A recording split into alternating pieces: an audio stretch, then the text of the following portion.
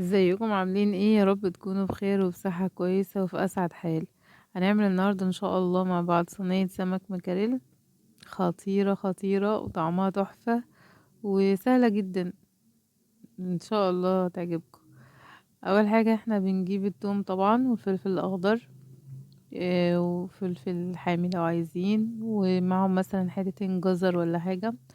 وانا بحب احط معاه كرفس بس ما كانش موجود معايا كرفس وقتها، وليمون وشوية خل. وكده انا بعمل الخلطة اللي هي يعني بتاعت اي سمك، يعني الخلطة المبدئية للسمك عموما يعني. بس وبحط شوية خل كمان وبضربهم في الخلاط كويس، وازود عليهم الملح والكمون وبهارات سمك. ماشي، اللي هنا كده برضو ضربتهم،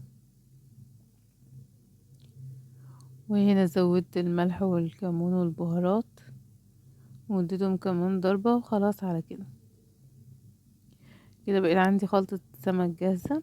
طبعا انا كنت منضفة السمك ومطلع ما شاء الله بطروخ، ودي كانت حاجة من الحاجات اللي فرحتني جدا وكان طعمه جميل قوي. وبعد ما بنضف السمك، بقوم جاية عاملة ايه؟ اول حاجة بحط فيه الخلطة اللي هي اللي احنا عاملاها دلوقتي، وبعدين بعمل شوية خضار كده مشكل، اللي هو بصل وفلفل اخضر وطماطم، ولو عندنا فلفل الوان و...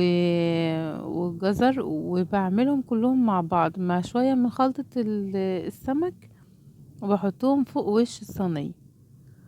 ومش هقول لكم حطوها في الفرن، حطوها على العين البوتاجاز من فوق، وما تحطوش ليها ولا نقطة مية، وقعلوا عليها مثلا 5 دقايق او 10 دقايق، وبعدين وطوا عليها.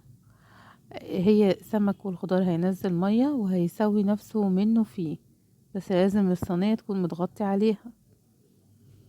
تمام. انا كده قطعت عندي اهو طبق الخضار، بصل وقوطة وفلفل وجزر، وخدت 3 معالق اهوت من الخلطة بتاعتي اللي انا اصلا حطيت منها في السمك، بس دي كمان قلبت فيها الخضار كمان عشان يبقى طعمه حلو. وجبت السمك هنا حطيت له الخلطة. ماشي،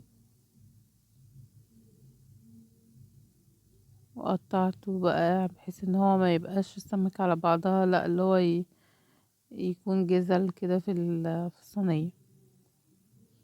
بطرخ ده حكاية، صراحة كان جميل جميل، اللهم بارك.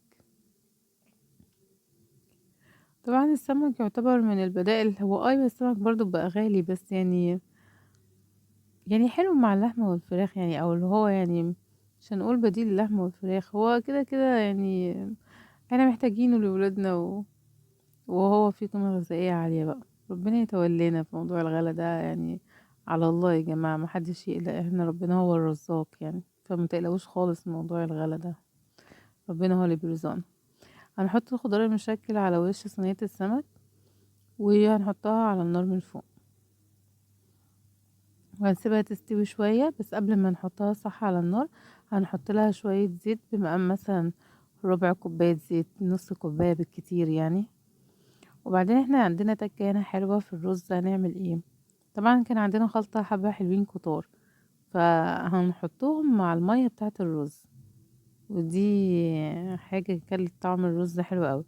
انا كنت عاملاها يعني كافتكاسة يعني من عندي، بس بصراحة هي ادت طعم حلو قوي للرز، وخليته اللي هو مش مجرد رز ابيض، لا هي اديته تيست كده حلو، اللي هو رز حلو ما شاء الله. وحطيت شوية بهارات سمك برضو معاها، بحيث بقى ان هو يبقى ايه، رز رايح ناحية السمك خالص يعني. بس زودت المية بتاعته، انا كنت قلقانة من موضوع الخضار شوية اللي فيه ده، بس لا ما عملش اي مشكلة، وكان طالع على لونه حلو وكان جميل كمان.